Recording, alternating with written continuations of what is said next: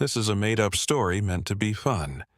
Please let us know where you're watching from in the comments before we start. It's always interesting to see how far these stories can go.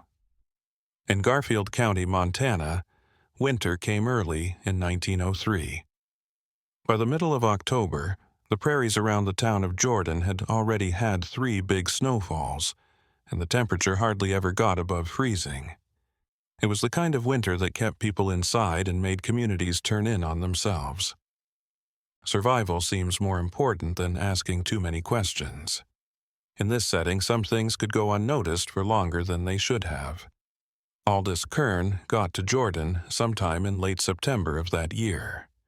There is no official record of his arrival, so the exact date is still unknown. Dr. Virgil Ashton, a researcher who collected oral histories of frontier commerce in eastern Montana in 1964, is the main source of what is known. Dr. Ashton's interviews. The Montana Historical Society kept records of events that don't seem very important at first glance until 1968. Only when you look more closely do some patterns start to show up. Leander Puigt, who owned the general store in Jordan at the time, said that Kern claimed to be a meat supplier with ties to ranches in the Muscle Shell River Valley, which is about 70 miles to the west.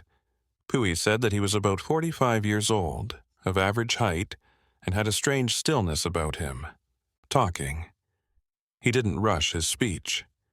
Puigt told Dr. Ashton, "Most men who come through trying to sell something talk fast, like they're afraid you'll say no before they finish."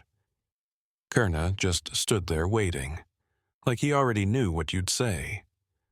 Kern's arrival came at a bad time for the community. The spring roundup had not gone well, and many of the regular suppliers had raised their prices by a lot.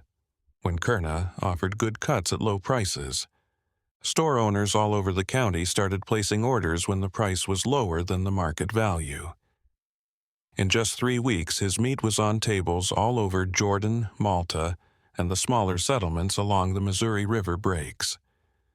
The commercial notices section of the Jordan Tribune has some modern records that mention Kern's business. Fresh provisions available at Puigt's general store.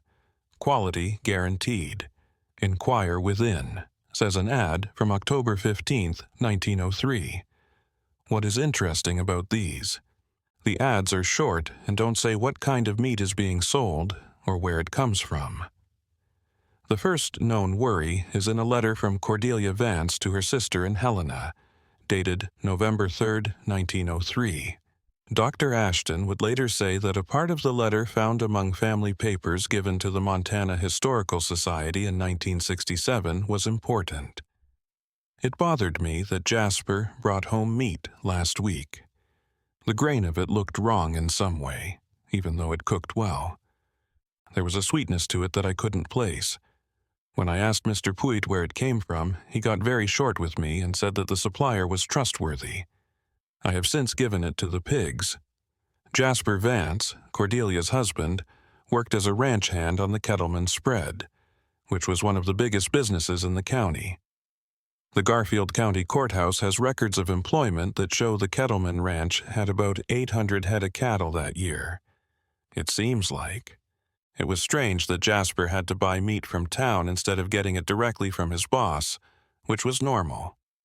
This detail is in Cordelia's letter, but it doesn't seem to have been important at the time. By the middle of November, Kern had set up a regular delivery route. His wagon would get to Jordan before dawn every Tuesday and Friday. The bed was full of packages wrapped in brown paper and tied with hemp cord. Witnesses said the wagon was nothing special, pulled by 2 draft horses of unknown breed. Several people thought it was strange that there was never any smell. Transporting meat, especially back then, usually made a strong smell. Kern's deliveries didn't make any. During their 1964 interview, Octavia Drummond, who ran a boarding house on Jordan's Main Street, told Dr. Ashton this. "I remember thinking it was weird that you couldn't smell anything when he passed. Meat has a smell, even when it's wrapped up tight. His packages didn't have any. There was no smell at all until you opened them, and even then it was faint, like they had been washed too many times. When you look at reports from people who worked with the meat on a regular basis, it becomes harder to answer the question of what Kern delivered. Puit, the store owner, told Dr. Ashton that he never saw Karn prepare or butcher anything. He'd bring it in already cut into perfect pieces, with no waste. In the 20 years I worked at that store, I never saw anyone handle meat that cleanly. There was never any trim, never. Any bone unless you asked for it. There was never any extra fat. It was almost too good.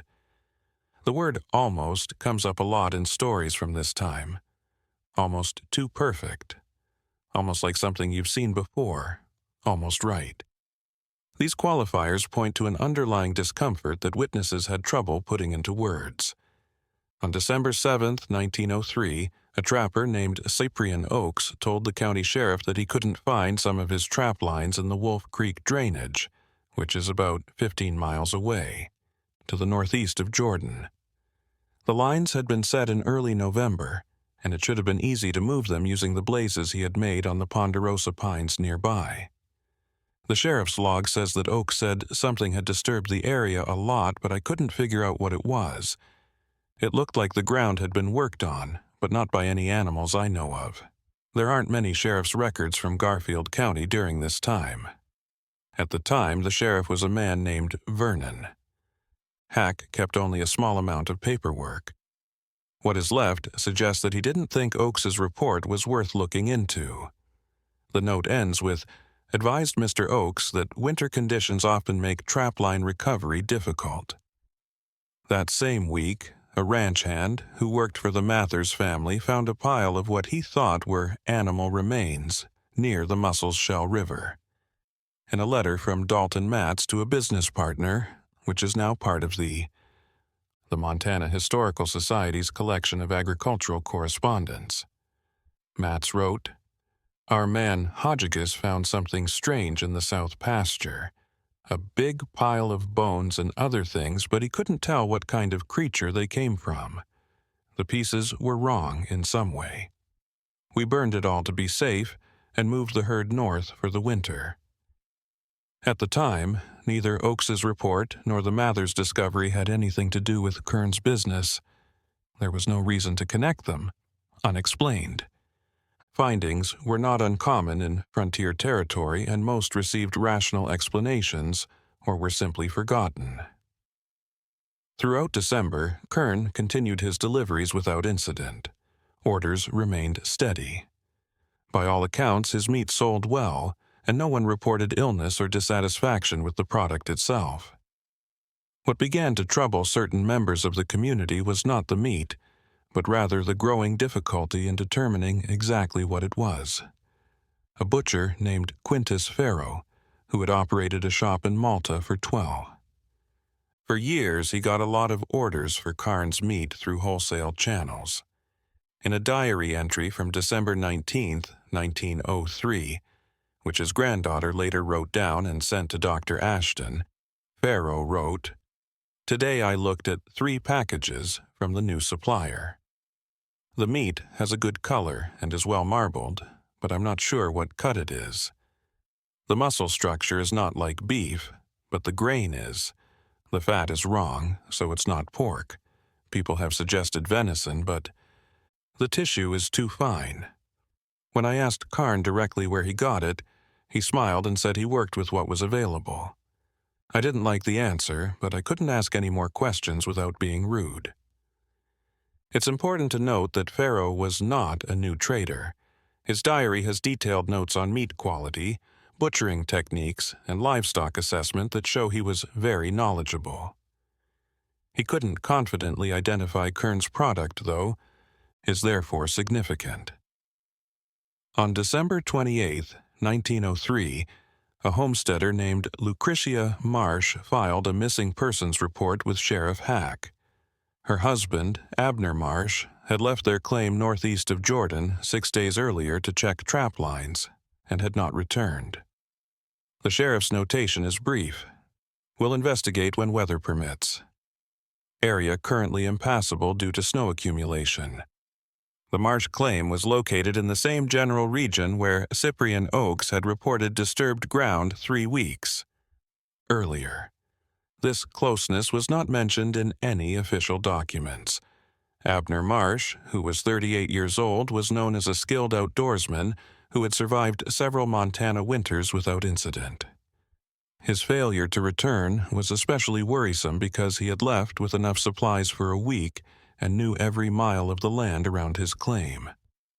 People in the area thought he was reliable and experienced, not the type to get lost or make deadly mistakes.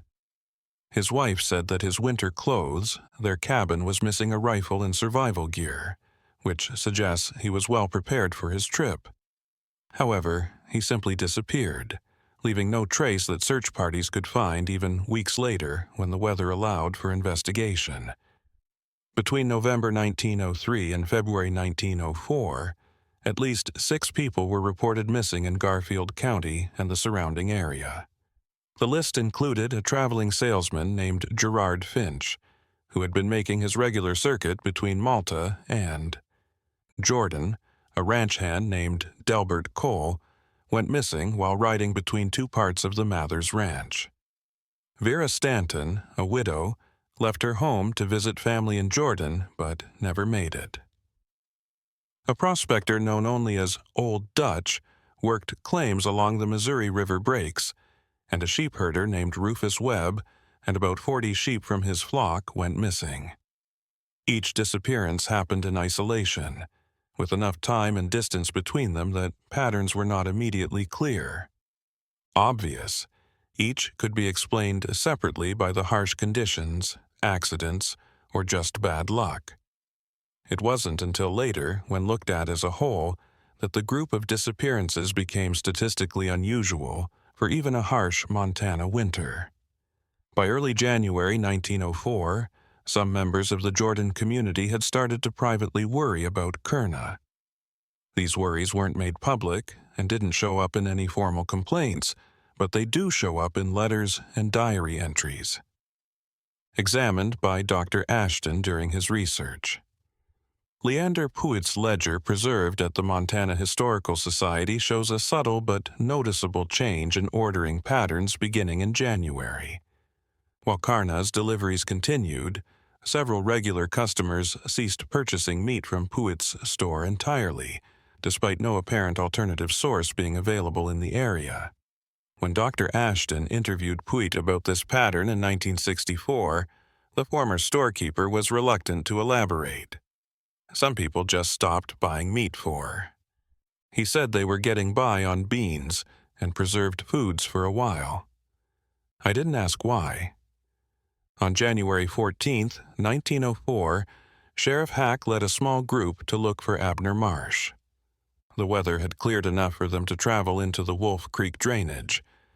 According to the sheriff's report, which was filed on January 18th, the group found Marsh's horse wandering loose about 12 miles from his home claim. The horse looked well-fed, but was showing signs of stress. They didn't find any trace of Marsh himself, even after 3 days of searching. Days of searching. The report concludes presumed loss to exposure. Body may be recovered when snow melts. Abner Marsh's disappearance did not initially generate significant concern beyond his immediate family.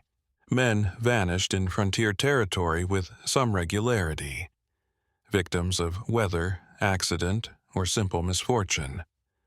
What is notable in retrospect is the timing and location of several other similar incidents during the same winter. Records maintained by the Montana Territory Surveyor General, archived in Helena until their transfer to the State Archives in 1965, indicate that between November 1903 and February 1904, at least 6 individuals were reported missing in Garfield County and the surrounding area. This represented an unusual concentration of disappearances for a sparsely populated region. The Surveyor General's office noted the pattern in a routine territorial report, but offered no explanation beyond the obvious hazards of winter travel. The pattern might have remained unremarked. There was only one letter written on February 3, 1904, by Father Matthias Brennan, the Catholic priest who served the circuit that included Jordan and a few smaller settlements. The letter was sent to Bishop John Brondel in Helena and was later given to the Montana Historical Society along with other letters and documents. In it, Father Brennan said he was worried about a spiritual malaise affecting his congregation. Several members of my flock have told me about dreams that troubled them and a feeling of unease they can't explain. Father Brennan wrote, "When asked for more information, they say they feel like something is wrong in their homes, but they can't put their finger on what it is. Even worse, a few families have stopped going to services altogether and are only giving vague reasons for why. One woman told me she couldn't take communion because she was afraid she had done something wrong, but she wouldn't say what she meant by that." Father Brennan's letter doesn't mention Karna or the meat supply directly, but his observations happened at the same time that Kern's business was busiest in the area.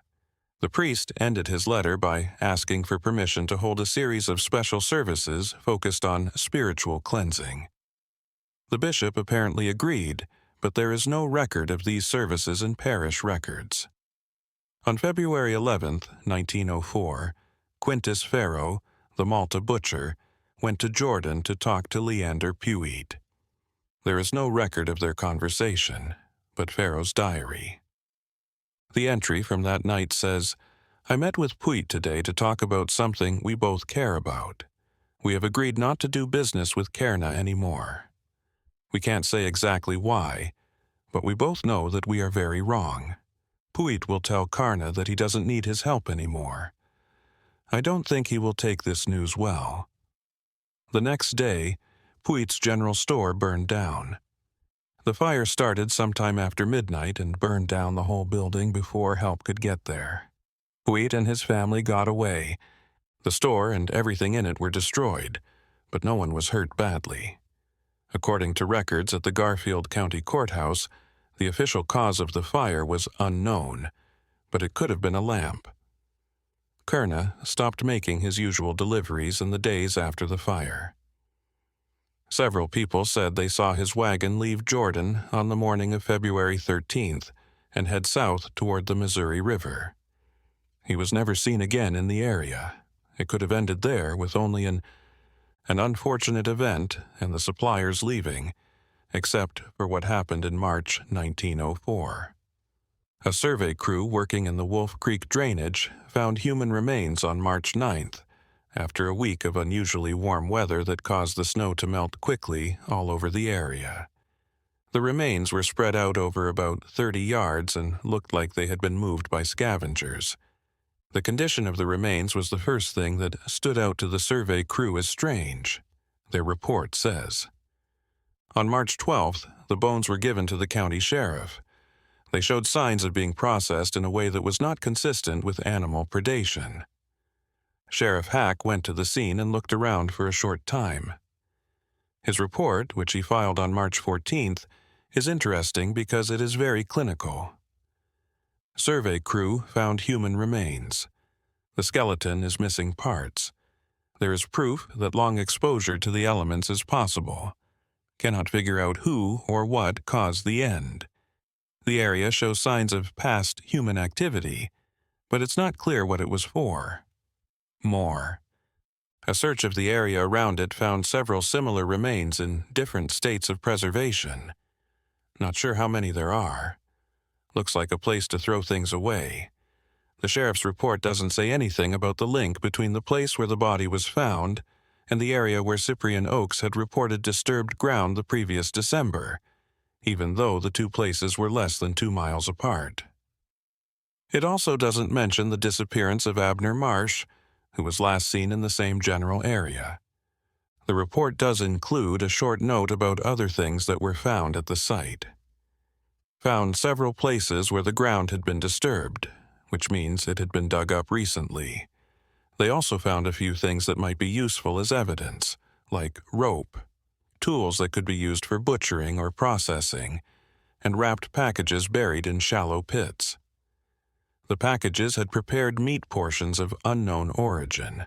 Because the material had already broken down too much, It was burned according to standard sanitation procedures. The wrapped packages that were talked about in the Sheriff Hawk's personal notes, which were not made public but were later found by Dr. Ashton during his research, gave a little more information about the reports. The notes say that the packages were wrapped in brown paper and tied with hemp cord, just like the ones Kerna used to send out. Each parcel was buried about 18 inches below the surface in a rough grid pattern, which suggests that they were stored in a systematic way. The packages were all different sizes, but most were about the same size as regular meat portions, 10 to 15 pounds. The sheriff seems to have noticed this similarity, but he didn't put it in his official report.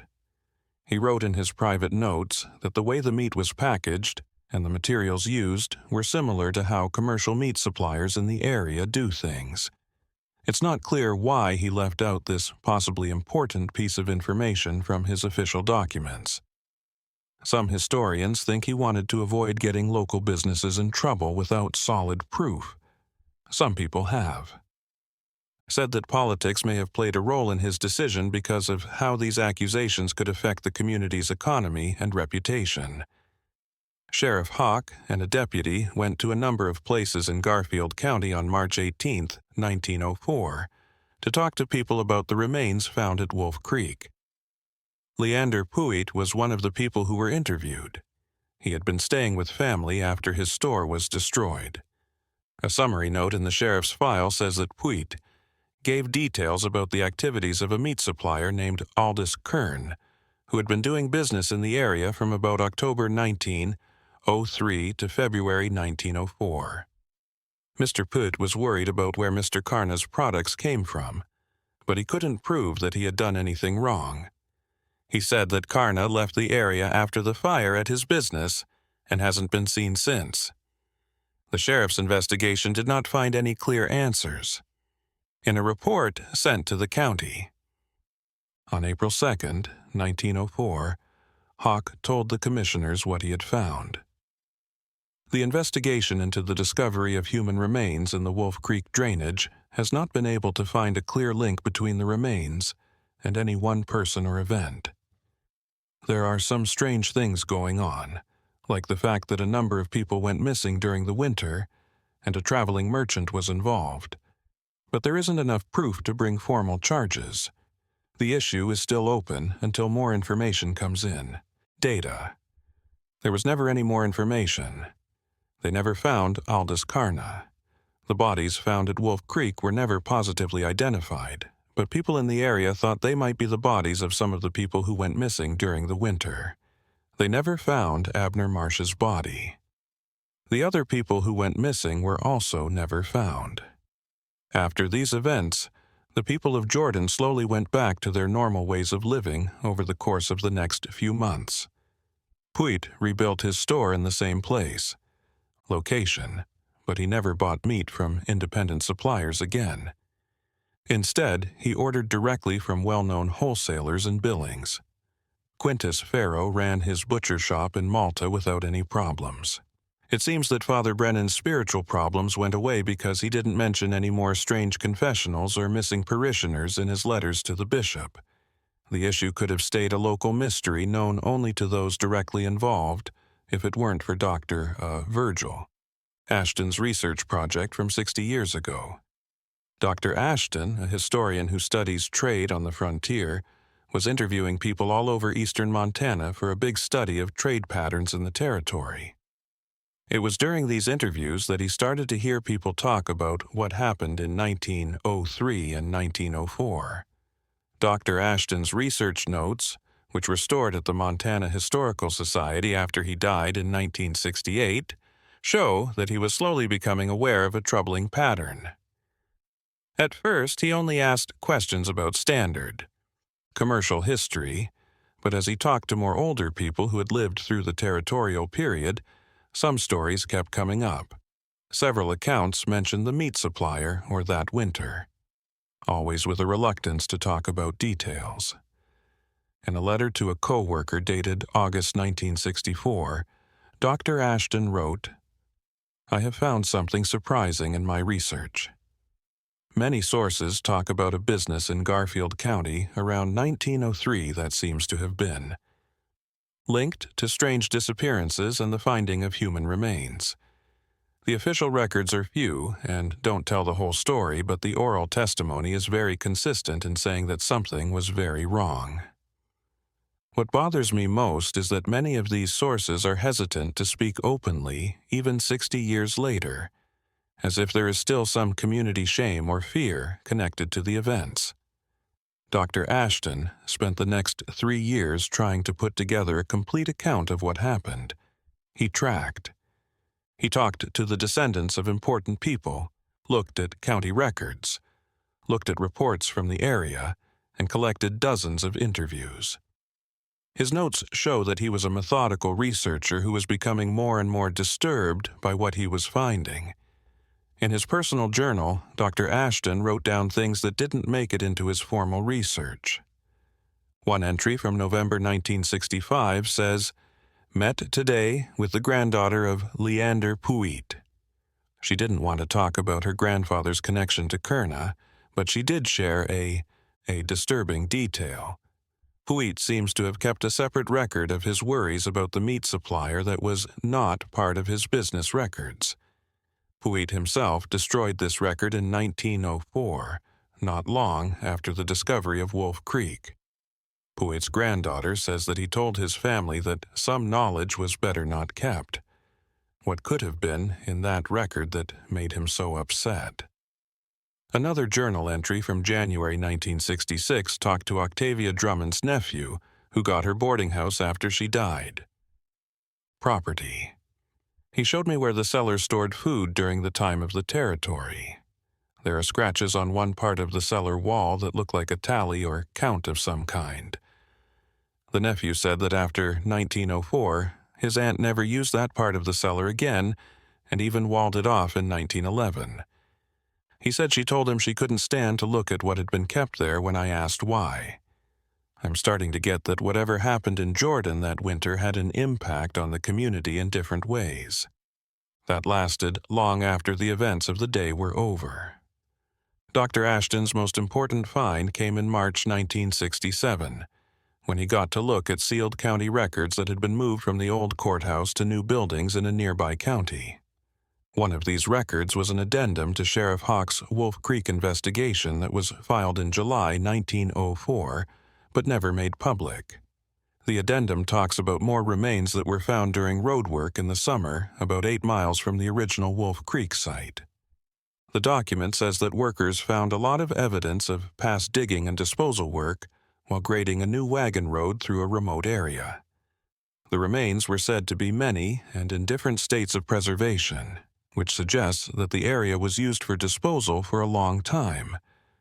What made this discovery so important was a detail Hawk added to his description of the site. Found several parcels that were like the ones found at Wolf Creek.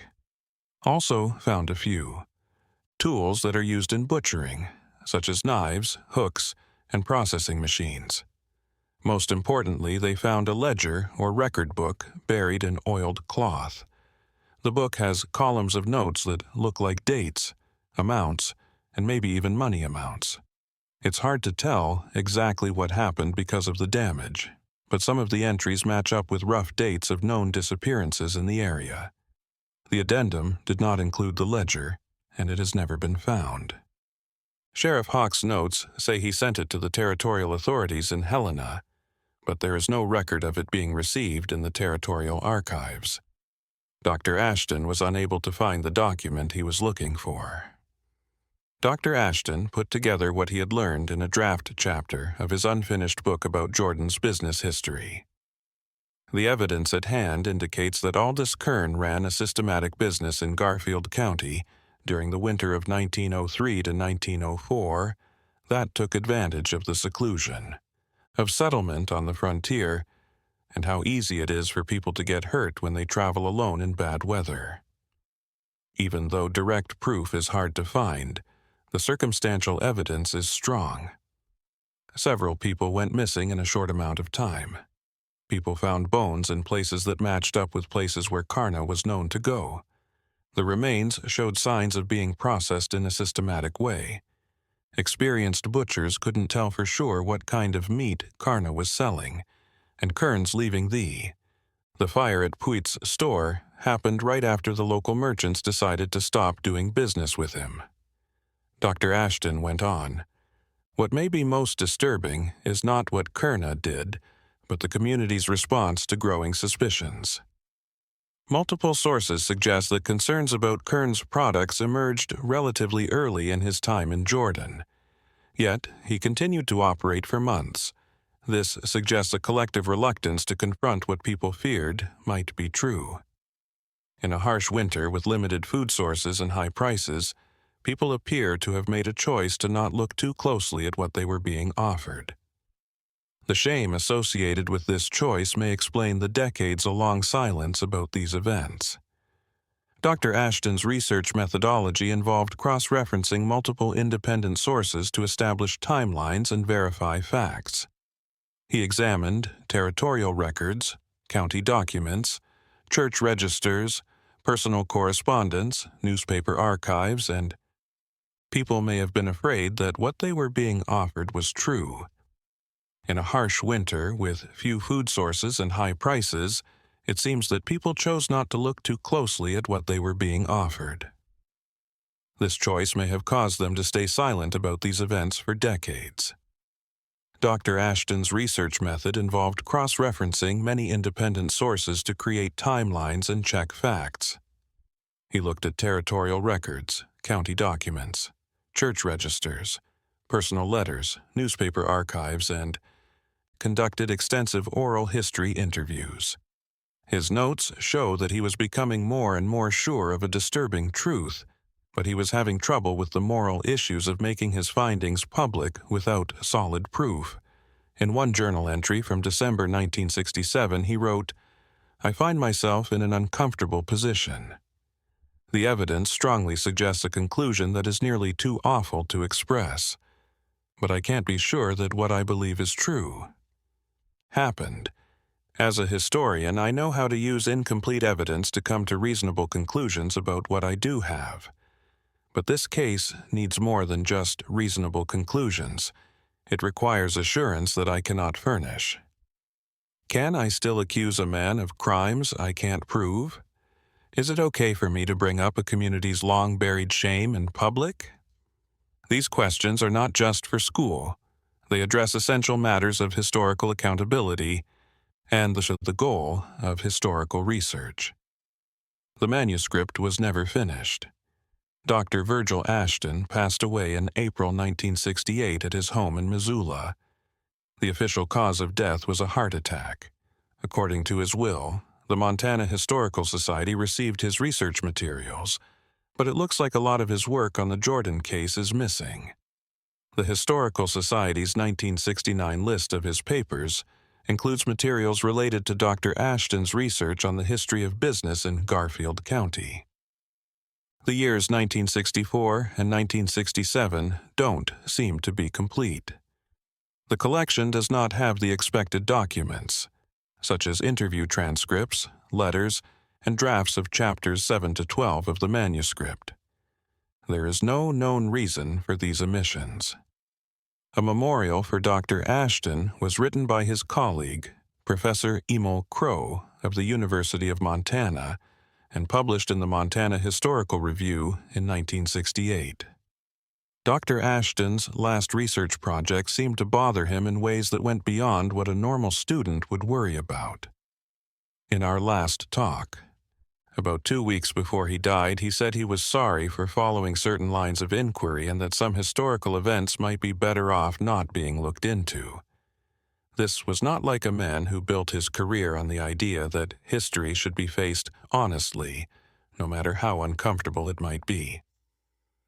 I could tell that he was very tired, which I had never seen before. Most of the places where these things happened are no longer there. Sheriff Hack found the site. In 1953, the construction of Fort Peak Dam flooded the Wolf Creek drainage, which is now under the waters of Fort Peak Lake. Hawk's sealed addendum mentioned a second disposal site that was never clearly documented and cannot be moved. Puig's rebuilt general store was open until 1947, when it was torn down to make room for a gas station. The gas station closed in 1979. The land is empty now. Jordan itself is still a small, remote community with harsh winters and being alone. In 2020, there were fewer than 400 people living there, which is not much more than in 1904. There is no monument or marker that talks about what happened in 1903 and 1904. Most people who live there now don't know anything about the history. The few people who know about it did so through family stories that were quietly passed down. Stories that people don't talk about very often. The official history of the town, which came out in 1996 for its 100th anniversary, doesn't say anything about Kurna or the disappearances that winter. This omission stands out because the publication usually doesn't do this, a full account of Jordan's childhood. When a researcher asked the Centennial Books editor about this omission in 2003, they only said that some historical events were thought to be too sensitive or poorly documented to be included. The editor did not want to say anything more. The story has come up in collections of Montana folklore and frontier mysteries in the past few decades, but usually in a very exaggerated or made-up way that doesn't really match up with what happened, the facts that have been written down. These retellings often include supernatural elements or extra details that aren't based on historical fact. The real story, which Dr. Ashton researched and is backed up by archival materials, is scary enough on its own. It's a story about how weak people can be, how desperate they can be for money, and how bad choices people can make when they think they need to avoid uncomfortable truths to stay alive. A construction crew was working on a county road in 1989.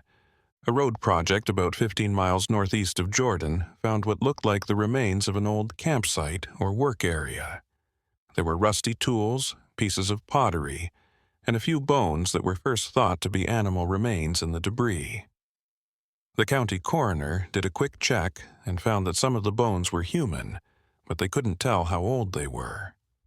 The sheriff's office was told about the discovery, and they did a quick investigation and came to the conclusion that the remains were probably a long time ago and maybe related to the time of the frontier. Nothing else was done.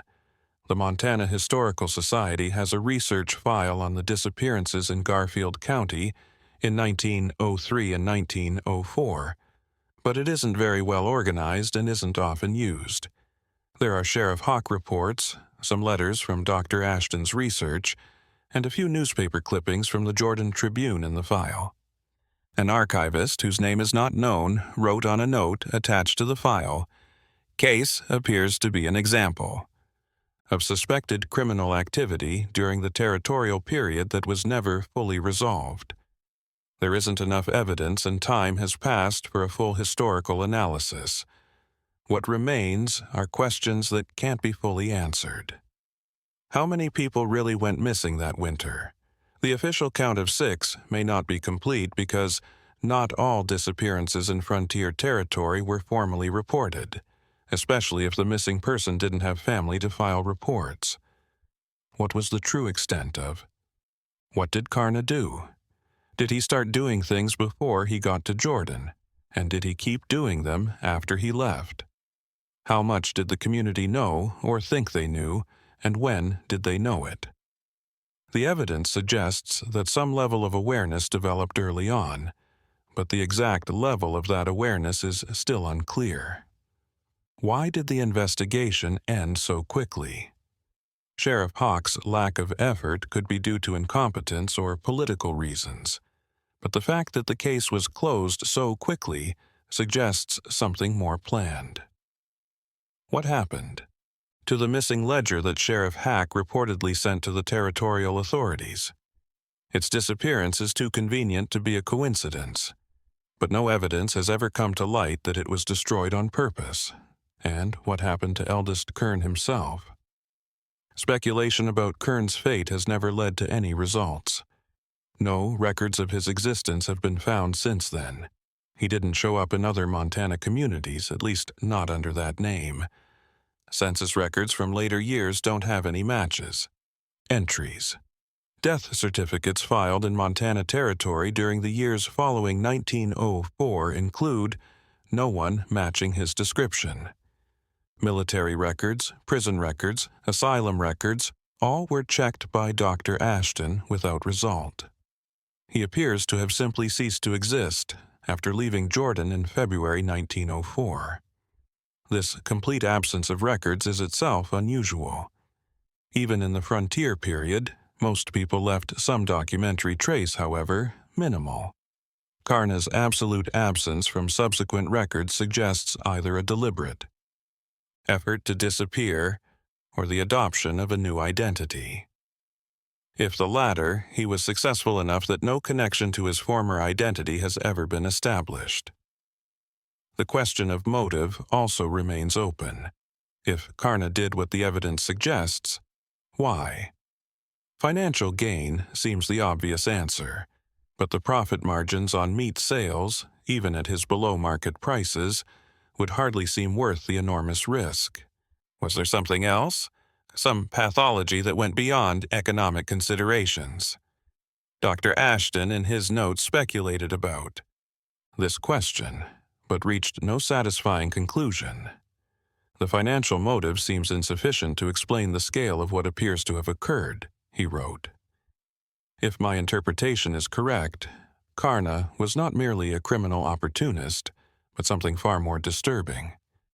Yet, understanding his motivations requires psychological insights that are impossible to develop at this historical distance, and with such limited personal information about him. One final piece of information emerges from an unlikely source.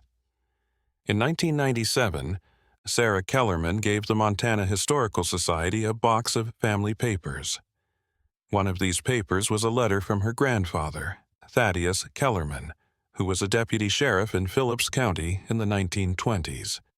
The letter, which was addressed to a brother in North Dakota, talks about a strange encounter. I was in Malta yesterday and ran into an old man at the train depot who gave me a strange feeling. The way he looked at me made me feel like he was measuring me for something. I asked him if we had met before, and he said maybe a long time ago, but he couldn't remember where. He said his name was Karna, and he was just passing through. Later, I remembered where I'd heard that name. Wasn't there a meat peddler by that name who got into some trouble down in Jordan years before I came to the territory? I tried to find the guy again before the train left, but he was gone. Maybe it wasn't the same guy. If it was, he would be very old by now.